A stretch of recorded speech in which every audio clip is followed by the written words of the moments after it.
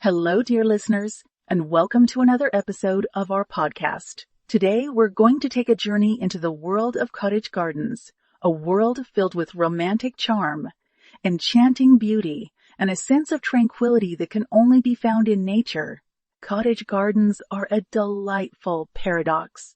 They are both wild and tamed, chaotic and orderly, simple and complex. They are a testament to the beauty of nature and the creativity of the human spirit.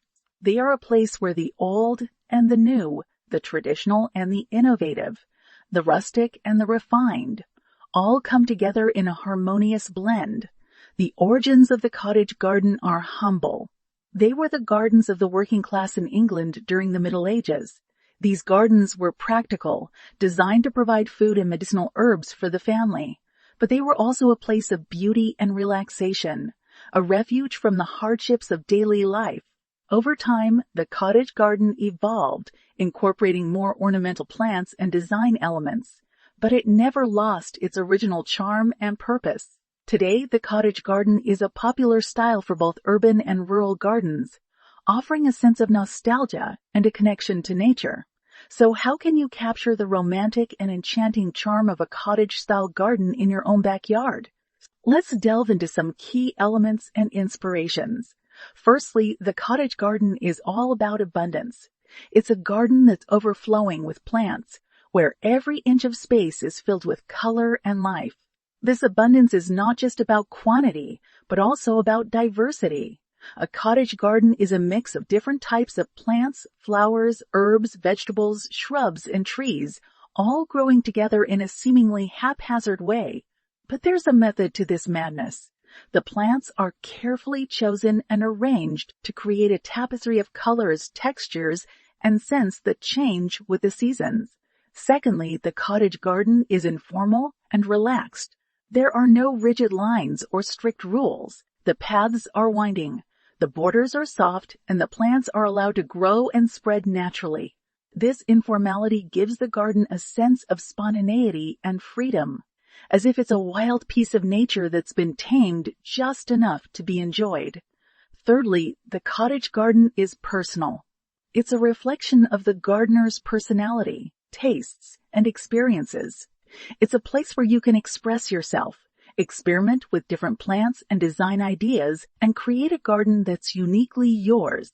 Now let's talk about some specific plants that are often found in cottage gardens. Roses are a classic choice, with their romantic blooms and sweet fragrance. Lavender, with its soothing scent and beautiful purple flowers, is another favorite.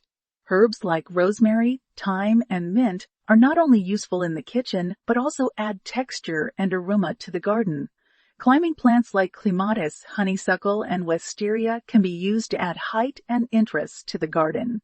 They can be trained to climb up walls, fences, trellises, or pergolas, creating a lush, vertical garden that's a feast for the eyes. Perennials like daisies, phlox, and coneflowers provide color and interest throughout the growing season, while annuals like marigolds, zinnias, and cosmos can be used to fill in gaps and add a pop of color. And let's not forget about the vegetables. Traditional cottage gardens often included a vegetable patch, and there's no reason why you can't do the same. Tomatoes, peppers, lettuce, and beans can all be grown in a cottage garden, adding a practical element to the garden's beauty. In terms of design, the key is to create a sense of intimacy and enclosure. This can be achieved by using hedges, fences, or walls to define the garden's boundaries. Paths and seating areas can be added to invite exploration and relaxation. And features like arbors, pergolas, and bird baths can add a touch of whimsy and charm.